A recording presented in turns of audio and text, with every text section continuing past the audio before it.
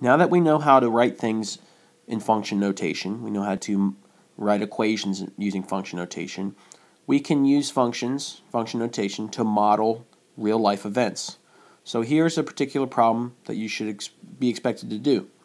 Sam wants to rent a car. The fee is $50 plus 5 cents per mile. These are 3 questions I would absolutely ask you to do on a test, and then on the next page we'll go over 2 more types that you'll see. But first we want to write a function describing the cost C as a function of miles driven. What that means is, well, we need an equation. We need to write an equation that describes this situation. The fee, or the cost, same thing, is $50 plus 5 cents per mile. And notice we're going to have 2 variables. We're going to have cost and we're going to have miles driven. So those are the 2 things that will be changing, that will be constantly changing. What is, if I drive 5 miles or 10 miles or 20 miles, however far I drive, that's going to change. So I need a variable for miles driven. So let's just use M. M is equal to miles driven. And we already were told to use C. So M is equal to miles driven, but we need to write a function describing the cost C. So the cost, we're going to write it like this. The cost, well actually maybe I'll just write it like that first, cost, which is also known as what I wrote up top as the fee. So we have our 2 variables. Now we need to see what is changing. We're told that the cost is a function.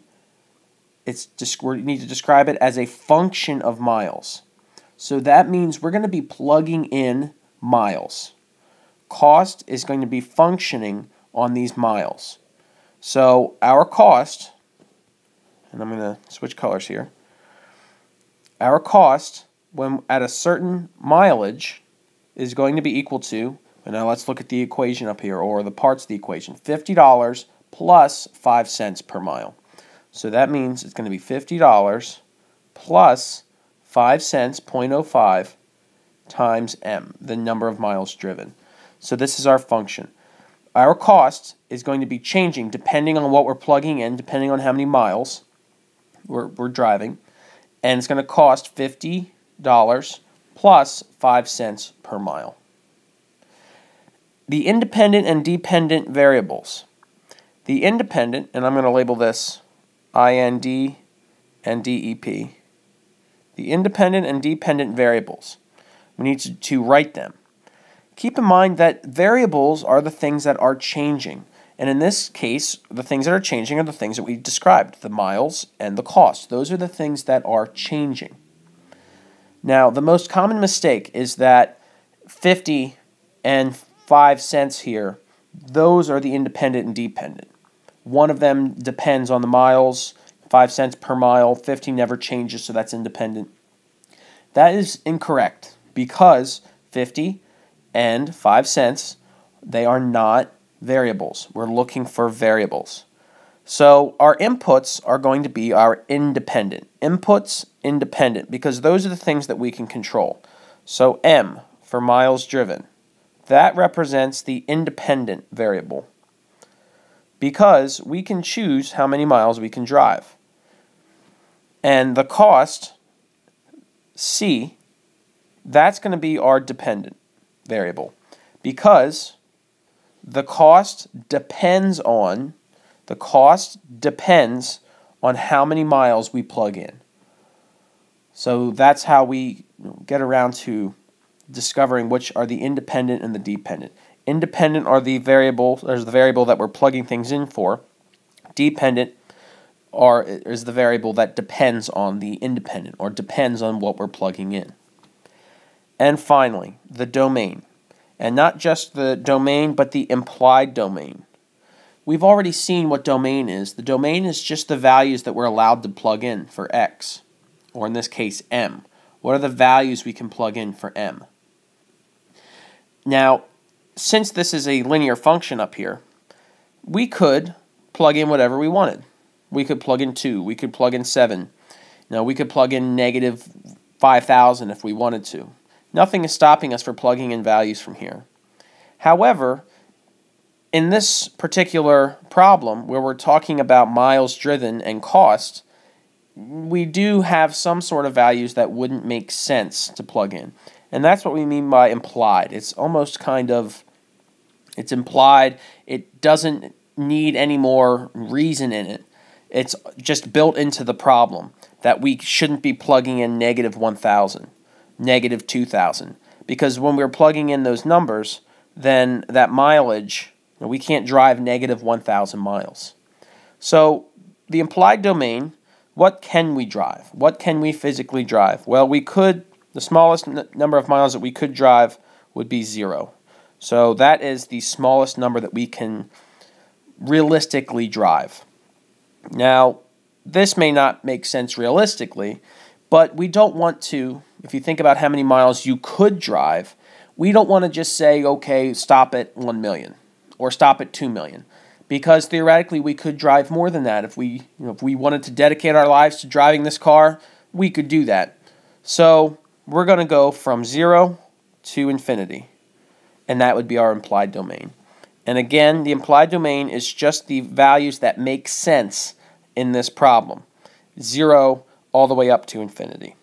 Let's look at 2 more other things that I could ask you about this question. The last 2 types of questions that we need to see is, well, what can we answer about this particular function that describes this situation? So question 4 says, what is the cost of driving 100 miles? So in this particular problem, they're telling you that the miles driven is equal to 100. So we're looking for the cost of driving 100 miles. So we're plugging 100 into our function. And when you do that, just plug in 100 and simplify. So the cost of driving 100 miles is, well, going to be equal to $50 plus 0.05 times 100 is 5. So the cost of driving 100 miles is 55. And we don't want to write dollars there, right? The cost of 100 miles isn't equal to $55. We don't want to write the dollar sign there, but maybe coming right next to it or down below, we can write $55. That is the cost of driving 100 miles. For the next question, it says how many miles were driven if the cost was $250. So we don't know what M is. We don't know the miles driven, but we're told that when you plug whatever value we're looking for, when you plug it in, the cost is equal to 250. So thinking back to when we first were talking about the function notation, we can just set 50 plus 0.05m, we can set our function equal to 250 and see what our output is, or what our input was when we got this output of 250. And then by using our properties of equality, we get 0.05m equal to 200, and when you divide by 0.05, you'll get m equal to 4,000. So we have 4,000 miles. If you drive 4,000 miles, the cost will be $250. So these are two types of problems, questions you should be able to answer. The biggest difference between them and maybe where problems can arise is, are you plugging in numbers into the function, or are you setting your function equal to particular values? And just think about, what variable are you given? Are you given the input variable, or are you given the output? Up here, we were told that the miles driven was 100, so that was M, that was our input. We plug that in, we get our output. Down here, we were given our output. We were given the cost, so we didn't know what M was. So we set our function equal to 250 and solved for M.